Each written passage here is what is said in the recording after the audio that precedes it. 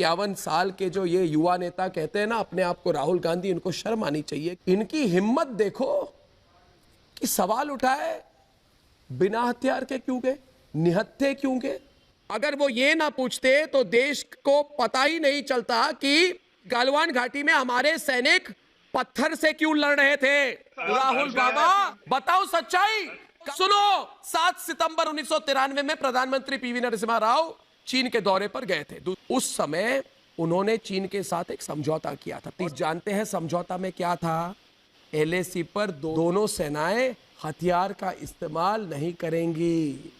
देशवासियों, इसलिए हमारे सैनिक वहां पे पत्थर से लड़ रहे थे। नरेंद्र मोदी ने साइन नहीं की थी ये, हाँ? आप ही कांग्रेस वालों ने की थी।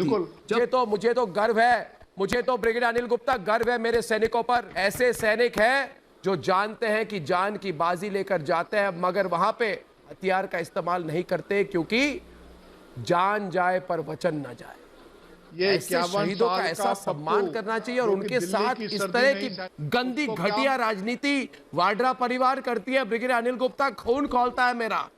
मैं आपको बता दूं कि 51 साल का पप्पू जो कि दिल्ली की सर्दी नहीं सह सकता, वो कैसे समझेगा कि 15,000 फुट के ऊपर, वो भी रात की ठंड में, किस प्रकार हमारे सैनिकों ने लड़ाई की। मैंने बोला राहुल बाबा, उसी में गुस्सा आता है। और गुस्सा तब आता है जब वही राहुल बाबा आपकी जो मन में है बोलते हैं सैनिकों के बारे में। करके दिखला दीजिए।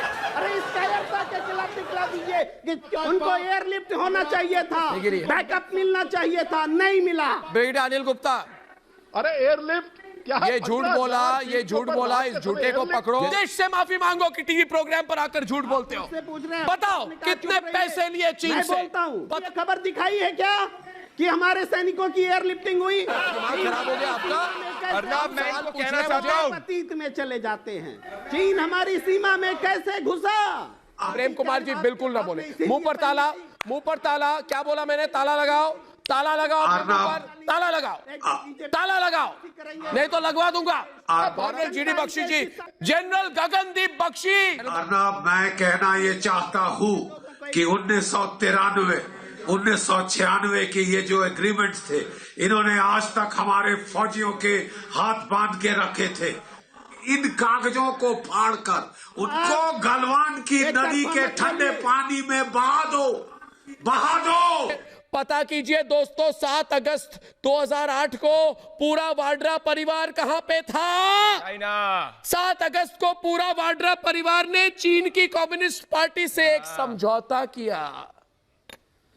ये समझौता दोनों देशों के बीच में नहीं थी, दोनों पार्टियों के बीच में थी। पूरी सीक्रेट डील हुई थी। समझौता पर साइन करने वाले कांग्रेस के महासचिव थे राहुल बाबा।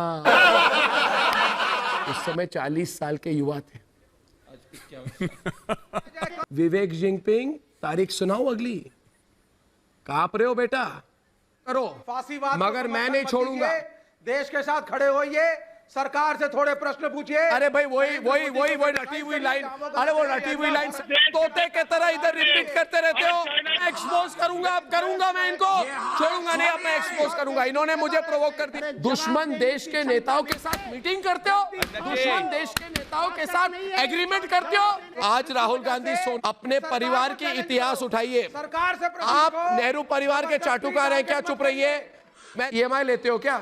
EMI लेते हो क्या वाड्रा परिवार से, या देते हो? तो कौन बोल रहा है? तुम्हें बात ही नहीं कर रहा। विवेक जिनपिंग, जयचंद, मीर जाफर, नंबर 1। मेरी बात सुनो। राहुल गांधी के साथ श्री सोनिया गांधी, एंटोनिया माइनो ने जिनपिंग के साथ 2008 में मीटिंग करके स्पेशल अरेंजमेंट की थी कम्युनिस्ट पार्टी ऑफ चाइना के साथ। बोल दो, उजागर कर दो, बताओ प्रेम कुमार। रोकोगे मुझे? कितनों को रोकोगे बताओ? कितने लोगों का मुंह बंद करोगे बताओ? लाओ FIR। दिमाग खराब।